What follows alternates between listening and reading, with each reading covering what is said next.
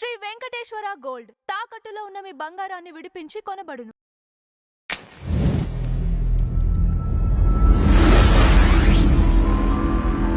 Sir నమస్కారం.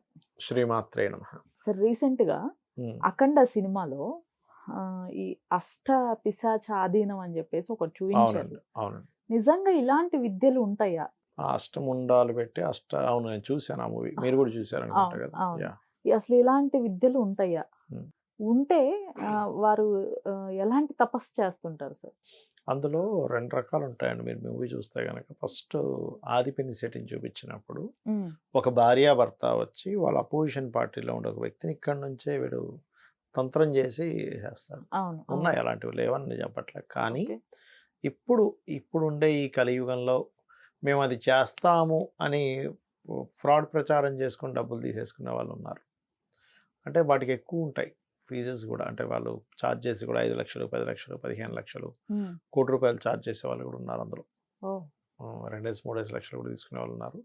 అదేంటంటే మీ శత్రువు ఉన్నాడు. ఇప్పుడు ఎలా ఉంటుందంటే ఇలాంటివి ఎవరికి అవసరం పడతాయంటే ఎక్కువగా పెద్ద పెద్ద ఇండస్ట్రియలిస్టులకి, రాజకీయ నాయకులకి. ఎందుకంటే వాళ్ళని డైరెక్ట్గా ఢీ కొనలేక అవతల వాడు ఏదో చేయిస్తూ ఉంటాడు, ఏ పిశాచాన్ని పంపించడం. అంటే ఇదేంటంటే మీరు ఆ మూవీలో చూడండి, ఆది పినిశెట్టిని ఒక విలన్ కలవడానికి వచ్చినప్పుడు ఆ పిశాచాన్ని నిద్రలేపే పనిలో ఉన్నాడు, కొంతసేపు ఆగండి అంటాడు. నిద్రలేపడం ఏమిటి అంటే శక్తిని లేపడం అంటారు దాన్ని.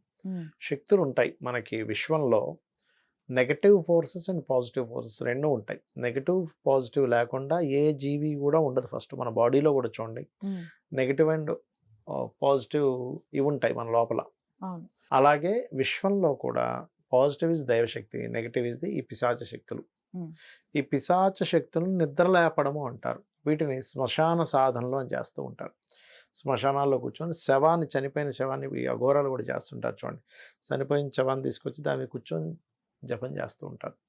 ఇంకొంతమంది ఏం చేస్తారంటే కొంతమంది శవసాధన విధానంలో ఏదైనా ఒక మేకని కానీ దేనైనా సరే చంపేసి ఒక గొయ్యి లాంటి దాంట్లో పూడ్చిపెట్టేసి దాని మీద మళ్ళీ ఒక ఆసనంలా క్రియేట్ చేసుకుని బయటికి మాత్రం మామూలుగా ఉంటుంది. అలా కూడా చేస్తూ ఉంటారు. ఇందులో పంచముండ ఆసనం అని ఉంటుంది. అంటే మనకి మనిషి యొక్క పుర్రె, అదేవిధంగా పాము, ముంగీస, కోతి, ఇలా 5 ఉంటాయి. 5 రకాల ముండములు అంటే స్కల్స్ పెట్టి చేస్తారు.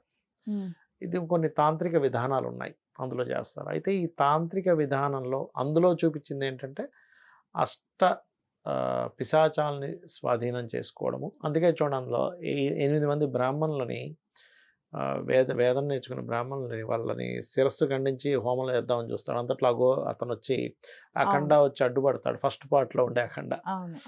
అలా ఏంటంటే అలాంటి సాధనలు లేవని కాదు, ఉన్నాయి. కానీ 99.9999% సొసైటీలో ఫేక్ వాళ్ళే ఉన్నారు ఎక్కువగా.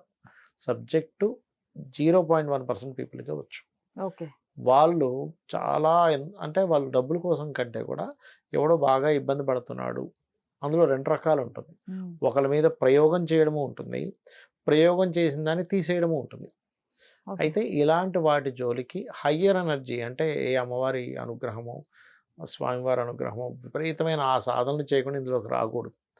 చాలామంది తెలియక డైరెక్ట్గా ఇందులోకి వచ్చేస్తారు. ఆ ఎనర్జీ ఎలా ఉంటుందంటే ఒక్కోసారి పిశాచము అతను సరైనటువంటి ప్రక్రియ చేయకపోతే వీడిని తినేస్తుంది ఫస్ట్ చేసేవాడిని. చాలామంది అటువంటి ప్రయోగాలు చేసి చచ్చిపోయిన వాళ్ళు చాలామంది ఉన్నారు. ఎందుకంటే మీరు ఇప్పుడు ఒక పవర్ వైర్ ఉంటుంది మేడం, పవర్ ఇంత ఇస్తుంది కదా, ఇంత వెలుగుని ఇస్తుంది కదా అని వెళ్ళి పట్టుకుంటే షాక్ కొడుతుంది. దాన్ని ట్రైనప్ అయినటువంటి వ్యక్తి దాన్ని ఎట్లా హ్యాండిల్ చేయాలి జాగ్రత్తగా, దాని గ్లౌజెస్ వేసుకొని, డ్రెస్ వేసుకొని, కరెంట్ ఆపి జాగ్రత్తగా హ్యాండిల్ చేస్తాడు. అలాగే ప్రతి శక్తిని కూడా దైవశక్తి అనుకోండి, ప్రేతశక్తి అనుకోండి, పిశాచ శక్తి అనుకోండి, ఏ శక్తినైనా సరే. ఇప్పుడు మనకి నార్త్ సైడ్ వెళ్తే ఇలాంటివి ఎక్కువగా ఉంటాయి. అక్కడ ముంజా అంటారు.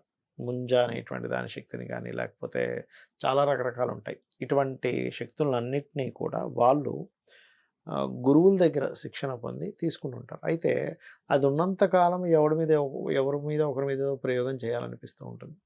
అందుకే అటువంటివి ఎవరైనా చేస్తుంటే వాళ్ళకి దూరంగా ఉంటారు కొంచెం. అయితే మీకు దేవతా ఆరాధన చేస్తూ హయ్యర్ ఎనర్జీస్ని తీసుకొని ఇటువంటి వాటిని కొన్నిటికి వాడే వాళ్ళు ఉంటారు. అలాంటి వాళ్ళకి ఎఫెక్ట్ ఉండదు. కానీ అసలు దేవతారాధనే లేకుండా కేవలం ఇటువంటి ప్రేత శక్తుల కోసం వెళ్ళే విషయంలో మాత్రం అది వాళ్ళను కూడా మింగేస్తుంది ఒక సమయంలో. ఎందుకంటే అదొక కర్మ. ఓకే. ఇప్పుడు ఎలా ఉంటుందంటే జన్మజాతకంలో ఒక్కోసారి పిశాచ యోగాలను ఉంటాయి, ప్రేత యోగాలను ఉంటాయి. పిశాచ యోగాలు, ప్రేత యోగాలు ఉన్నప్పుడు ఏమవుతుందంటే వీళ్ళు ఏదో గాలి, ఏదో ఒక ఎనర్జీ వీళ్ళని వచ్చి టచ్ చేస్తుంది. అక్కడి నుంచి వీళ్ళ లైఫ్ ఎలా ఉంటుందంటే అబ్బా అద్భుతమైన లక్షలు సంపాదించేవాడిని అండి, ఒకరోజు యాక్సిడెంట్ అయింది, లేదా ఒకరోజు అనారోగ్యం అయింది, అక్కడ నుంచి నా లైఫ్ అంతా తారుమారు అయిపోయింది అంటూ ఉంటారు. ఎంతో గొప్ప వెలుగు వెలిగి సడన్గా మార్పు వచ్చేస్తుంది. అది ఒక్కోసారి మహాదశ మారడం వల్ల అవుతుంది, లేదా ఇలాంటి ప్రేతశక్తులు ఏమైనా వాళ్ళని ఆవహిస్తాయి. అలాంటప్పుడు ఆ ప్రేతశక్తిని తీయడానికి వాడేవారు యాక్చువల్గా. అది కాలక్రమేపీ ఏమైపోయిందంటే ఇంకోటి మీద ప్రయోగం చేయడం, అది ఆ రకంగా ఇబ్బంది పెట్టడం. కాకపోతే అలాంటి ఆ సినిమాలో చూపించినటువంటి శక్తులు అయితే అది ఇంకా చాలా చిన్నదండి చూపించింది, ఇంకా చాలా గొప్పగా ఉంటాయి. కొంతమంది ఉంటారు అఘోరాలు, మీ కళ్ళ ముందు మాయమైపోతారు, వెళ్తూ మాయమైపోతారు. తెలుసా? త్రైలింగ స్వామి అని ఒకతను ఉండేవారు. త్రైలింగ స్వామి ఆయన 350 సంవత్సరాలు బతికాడు. ఆయన్ని ఒకసారి ఆయన రకరకాల శక్తులు ఎలా అంటే ఒకతను వచ్చి ఇలా చేయి నరికేస్తే, చేయి నరికేసాడని చిన్న విసిరిది కూడా లేదు. అని ఆశ్చర్యపోయి ఏంటి స్వామి మీ చేయి నరికేస్తే కూడా ఇలా ఉన్నారంటే, ఓహో నా చేయి నువ్వు కట్ చేసావా అని ఇలా చేయి అదికి చేసుకున్నాడు సెకండ్స్లో. అతన్ని బ్రిటిష్ వాళ్ళు ఒకసారి జైల్లో పెట్టారు, తీసుకెళ్ళి పెట్టి కాపలా ఉంటే మళ్ళీ 2వ నిమిషంలో చూస్తే ఆయన పైన తిరుగుతూ ఉన్నాడు నడుచుకుంటూ. జైల్లో ఉన్న వ్యక్తి ఏమో లేడు. అలా ఏంటంటే బోల్డన్ని మహిమలు, శక్తులు మనకి వాటికి సంబంధించిన సబ్జెక్టులు బోల్డన్ని ఉన్నాయి. అది మనం సాధన చేసి సాధించుకోవచ్చు. అందులో కాళీ ఉపాసన చేసేవారు ఆయన త్రైలింగ స్వామి. కాళీ ఉపాసనకు ఉన్నటువంటి గొప్పతనం ఏంటంటే ఎవరైనా కాళీ ఉపాసన చేస్తే వాళ్ళ ఆయుష్ ఖచ్చితంగా ఎంత అంటే అంతకాలం బ్రతకగలిగేటువంటి శక్తి వస్తుంది.